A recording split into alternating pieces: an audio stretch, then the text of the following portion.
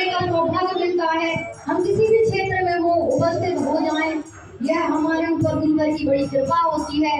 और हमारे यह श्रम देश के कोने कोने में चल रहे हैं। भगवती मानव कल्याण संगठन का गठन गुरुवर ने किया है कि देश के कोने कोने में समाज के बीच जाकर हमारे शक्ति साधक माता की ज्योत जलाएं और अलग जगाएं। तो हमें उपस्थित होने का सौभाग्य मिल जाता है कहीं भी हो, लेकिन अगर जानकारी मिलती है कि इस क्षेत्र की महाआरती है तो वहाँ पहुँच ही जाते हैं। और यह गुरुवर की बड़ी कृपा है।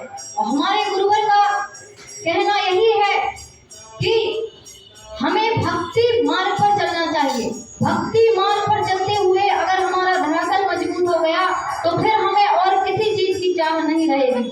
इसलिए नहीं रहेगी क्योंकि हमारा मन सांसारिक चीजों में लिप्त नहीं होगा। समाज में रहने के लिए कुछ चीजों की आवश्यकता होती है तो वह पूर्ति माता आदि शक्ति करती जाती हैं और गुरुवर करते जाते हैं, लेकिन उनसे हमें तरक्की रहती है। हमारा मन उनमें लिप्त नहीं होता है। भौतिक सुख साधन सब आवश्यक हैं, लेकिन क्योंकि हमारे बच्चे परिवार के और सदस्य हमसे जुड़े हैं, उनके प्रति भी हमारे कुछ कर्तव्य हैं, तो उनको हमें सुख सुविधाएं प्रदान करनी होती हैं।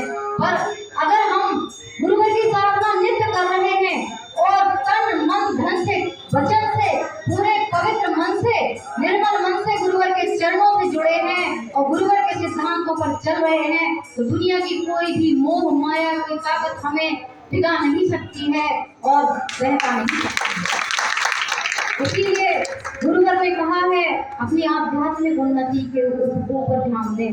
हम अपनी आध्यात्मिक उन्नति करें ताकि हमारे जीवन में फिर कुछ शेष रह ही नहीं जाता है। इसलिए समस्त गुरु भाई बहनों से, माँ के भक्तों से, नए भक्तों से एवं मेरी आवाज जहाँ तक पहुँच रही है सभी से मैं यही अनुरोध करूंगी कि अपने जीवन में धर्म कर्म को ढालने का प्रयास करें, धर्म अनुसार खुद ढलने का प्रयास करें, अपनी संतानों को धर्म अनुसार आचरण करने का प्रयास करते रहें, क्योंकि यही हमारा सबसे मजबूत धरातल है। कलयुग में जो धर्म पर चल रहा है, जिसकी आध्यात्मिक उन्नति हो चुकी है, आध्यात्म से जुड़ा है, उसी का जीवन सफल है और उसी की संतानों का जीवन सफल है।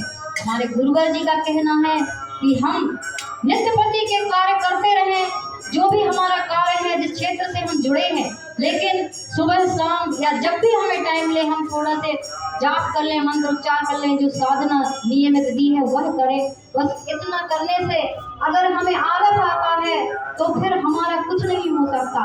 और अगर हम इस क्षेत्र में गुरुवर के बताए मार्ग पर पूरे उत्साह के साथ, ऊर्जा के साथ चलते हैं तो निश्चित है कि हमारे जीवन में परिवर्तन आता है और हम दिन और रात उन्नति के मार्ग पर बढ़ते जाते हैं और हमारी संतानें निश्चित रूप से गुरुवर के चरणों में लगन रखते हैं। इसीलिए हमें भी सभी को यही शिक्षा देनी है, यही मार्ग दिखाना है कि जिस मार्ग पर हम चल रहे हैं आप भी उस मार्ग पर चलने का प्रयास करें और वह भी पूरी तन्मयता के साथ, पवित्रता के साथ, निर्मल मन के साथ, तभी हमें सफलता मिलेगी और तभी भक्ति का मार्ग हमें आगे बढ़ाता जाएगा। इन्हीं शब्दों के साथ उपस्थित समस्त गुरु भाई बहनों को पुनः सादर जय माता की जय।